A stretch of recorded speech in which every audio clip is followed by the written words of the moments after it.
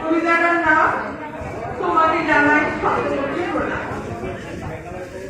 রবীন্দ্রনাথ ঠাকুর তোমাকে জানাই সশ্রদ্ধ প্রণাম। তুমি কবিগুরু, তাই তোমার আসন সবার উপরে। ছোটবেলায় ভাবতাম তুমি বুঝি সত্যিকারের ঠাকুর, এখন বুঝি তুমি সত্যি বাঙালির প্রাণের দেবতা।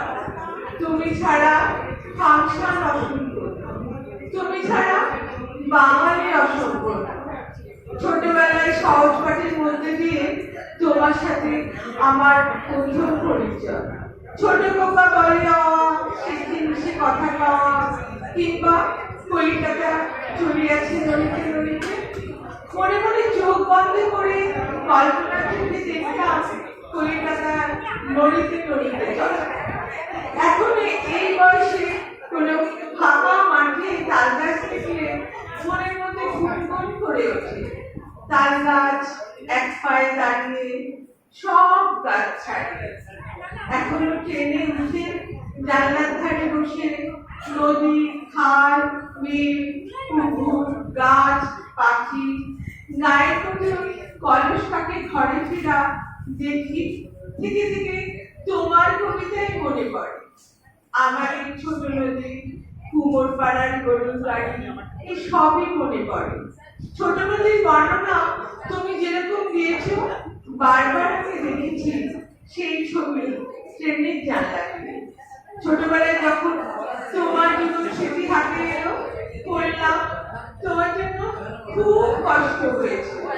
আহা, চাকর বাকরদের কাছে মানুষ মায়ের কাছে থাকতে পেতে না।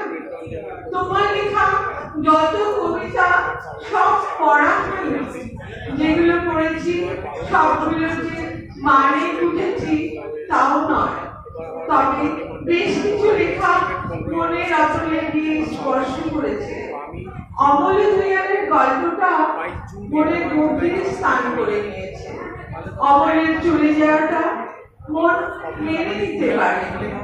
কাবুলিওয়ালা সন্তানের প্রতি স্নেহ মৃত্যুকে কাছে টেনেছে। এখন বুঝি কাবুলিওয়ালার স্নেহ, কারণ আমি এখন মা। ছুটি গল্পের ফটিকে চলে যাওয়াটা মানতে পারি।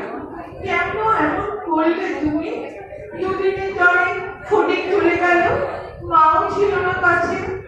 বড় নিষ্ঠুর মনে হয়েছিল তোমাকে। আজ বুঝি তুমি নিজে হারিয়েছো সন্তান, তাই তোমার লেখনীতে ফুটে উঠেছে এত আর্তনাদ। জীবন তোমাকে পরীক্ষা বারবার নিয়েছে। ছোটবেলায় মাকে হারিয়েছ, যৌবনে হারিয়েছ তোমার খেলার সাথী বউ ঠাকুরকে। তোমাকে নিয়ে লিখব এমন সাধ্য আমার নেই। তার বিনম্র চিত্তে তোমাকে জানার শত কোটি প্রণাম।